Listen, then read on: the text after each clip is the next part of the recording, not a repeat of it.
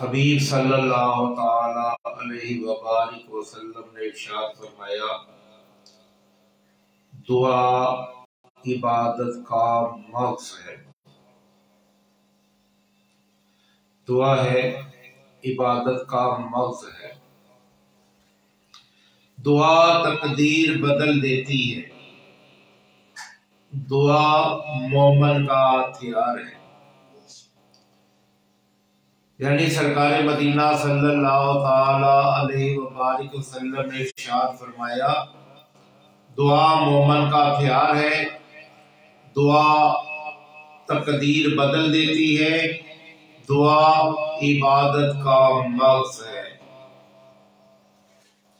اللہ تعالیٰ قرآن پاک میں ارشاد فرماتا ہے، جب تم نماز سے فارغ ہو جاؤ تو دعا میں خوب محنت کرو۔ جب تم نماز سے فارغ ہو جاؤ تو دعا میں خوب محنت کرو۔ اور دوسری جگہ سے پہ فرماتا ہے کہ مدد مانگو نماز اور صبر سے۔ یعنی ایک جگہ فرمایا کہ نماز پڑھو اور دعا میں محنت کرو، یعنی دل لگا کے مانگو، مانگتے جاؤ مانگتے جاؤ مانگتے جاؤ۔ اور دوسری جگہ پہ فرمایا کہ نماز پڑھو اور ساتھ میں صبر کرو، اس سے مدد مانگو۔ تو فرمایا کہ نماز پڑھو، جب تم نماز سے فارغ ہو جاؤ تو دعا میں خوب محنت کرو، یعنی خوب گریہ زاری کر کے، خوب رو کے اللہ تعالیٰ سے اس کی خوشنودی مانگو، اللہ تعالیٰ سے اس کے برکتیں مانگو۔ اب آگے فرمایا کہ دعا مومن کا ہتھیار ہے۔ دعا تقدیر بدل دیتی ہے۔ دعا عبادت کا مغز ہے۔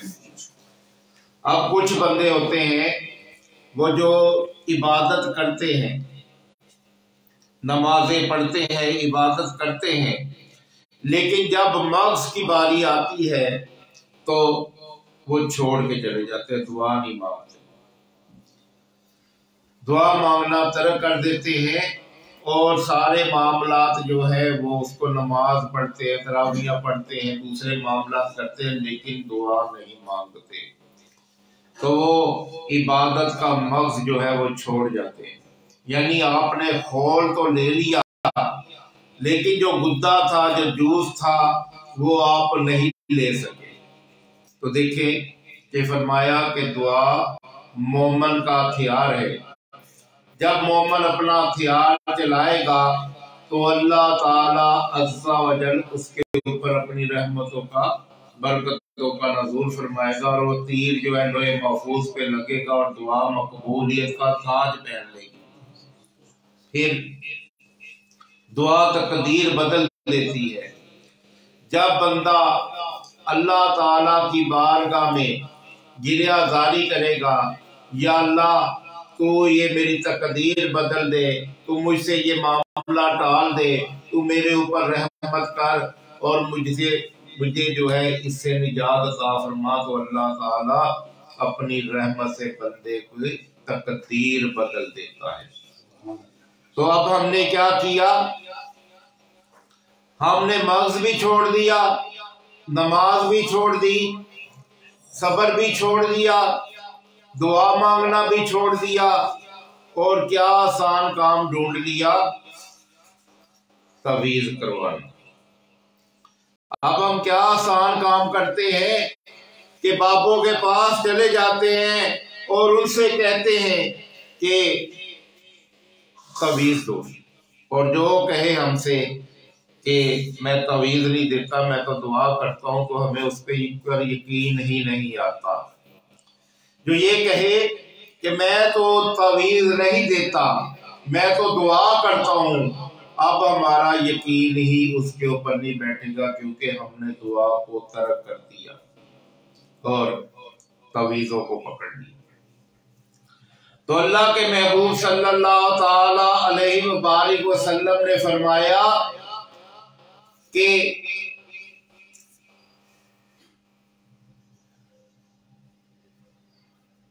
जो तवीज़ पहने अल्लाह ताला उसके काम को अधूरा रखे, पूरा न करे। कितनी बड़ी बददुआ है कि जो तवीज़ पहने अल्लाह ताला उसका काम पूरा ना करे, यानी जिस काम के लिए उसने तवीज़ पहना है वो उसका काम ही ना हो। और जो तवीज़ बतौरे सिप जो पाँव में डालते हैं लोग, सिपे डालते हैं, अगर वो डाले तो अल्लाह ताला उसको बेसकून रखे। अब देखें, जो सिपे पहनेगा, जो पाँव में धागे पहनने होते हैं, अगर वो पहनेगा तो सिप उसमें डाली होती है, अगर वो पहनेगा तो कहा कि अल्लाह ताला उसको बेसकून रखे। और इसके बाद फरमाया कि तवीज़ शिरक है। अब ये कितनी बड़ी सरकार मदीना सल्लल्लाहु अलैहि वसल्लम ने बात फरमा दी कि तवीज़ शिरक है। अब देखें ये शिरक कैसे होता है, ना तो ये खुदा है ना ये कुछ है, तो फिर ये शिरक कैसे हो गया? तो इसका मामला इस तरह होता है कि जब हम किसी से तवीज़ लेते हैं तो वो कहता है जा अल्लाह ताला तनु जो ना तवीज़ ना लाई, देखी तनु हर मुसीबत और परेशानी तो तवीज़ बचाएगा। अब हमारा सारा यकीन जो है वो तवीज़ पे हो गया और खालिक कायनात के ऊपर से हमारा यकीन खत्म हो गया। अब कहते हैं हम गाड़ी के नीचे आने लगे थे, छत से गिरने लगे थे, कोई चोट लगने लगी थी, मोटरसाइकिल से गिरने लगे थे तो बच गए।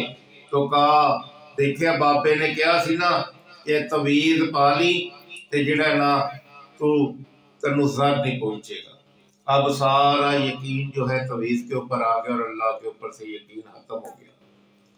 तो जब अल्लाह के ऊपर से यकीन खत्म हो गया तो उस तवीज़ के ऊपर आ गया, तो ये शिरक हो गया। अब एक दफा और साथ में सरकार मदीना सल्लल्लाहु अलैहि वसल्लम ने फरमाया कि तवीज़ शिरक है। तो जिसमें आपने कहा कि इसका काम अधूरा रहे, फिर इससे सुकून ना आए तो उस चीज को अपनाना क्यों, उसको छोड़ देना चाहिए। तो फरमाया अपना लो क्या चीज? दुआ। दुआ इबादत का मग़ज़ है, दुआ मोमन का हथियार है। जब मोमन अपना हथियार चलाएगा और दुआ मग़ज़ बन जाएगी तो इंशाअल्लाह ताला हमारी दुआएं मकबूल होगी। देखें कि जब हम किसी बुजुर्ग के पास जाते हैं, किसी नेक बंदे के पास जाते हैं, अगर वो हमें तवीज़ ना दे तो हमारा उसके ऊपर यकीन ही नहीं आता। वो कहता है ये वजीफा पढ़ लो, अल्लाह के हबीब सल्लल्लाहु अलैहि वसल्लम ने फरमाया ये पढ़ लो, ये पढ़ लो, तो हमें उसके ऊपर यकीन नहीं आता। हम फिर भी कहते हैं कि नहीं तवीज़ दो बाबा जी, तुझे कोई तवीज़ दो। अब हमारा यकीन इसके ऊपर इतना बैठ गया और अल्लाह के ऊपर से यकीन जो है वो कम होना शुरू हो गया। तो जब हम मोमन बनेंगे और हथियार चलाएंगे, क्या चलाएंगे? दुआ मांगेंगे, तो क्या होगा कि हमारी मुरादें पूरी हो जाएंगी। अब जब हम तीर चलाएंगे तो तीर हमारा जो है जाके लगेगा लोहे महफूज पे, तो हमारी दुआएं मकबूल हो जाएंगी। जब हम नमाज पढ़ेंगे, कुरान पढ़ेंगे और उसके बाद दुआ मांगेंगे तो अब हमने पूरा फल पा लिया। नहीं तो क्या होता है कि हम हॉल लेके घर चले जाते हैं, नमाज पढ़ते हैं, कुरान पढ़ते हैं और बहुत सारी इबादत करते हैं, लेकिन दुआ नहीं मांगते। तो ये ऐसा ही है जैसे हम ऊपर वाला हॉल लेके चले गए और मग़ज़ वहीं पे छोड़ गए। तो खुदा के लिए जो है जब आप इबादत करें तो अल्लाह ताला से गिरियाजारी करें और अल्लाह ताला से रूबरू रो के इल्तिजाए कर करके दुआएं मांगे ताकि आपको उसका समर मिले। तो फिर एक दफा इब्ने मासूद रदी अल्लाह ताला अन्हु ने अपनी बेगम को देखा, जब आप घर में तशरीफ लाए तो उसके गले में तावीज़ था। तो आपने उसके गले से तावीज़ खींच लिया और कहा कि जब हमने मोहम्मद सल्लल्लाहु अलैहि वसल्लम पर ईमान ले आए तो उसके बाद हम ये चीजें नहीं करेंगे, ज़माना जाहिलियत वाली। तो बेगम ने कहा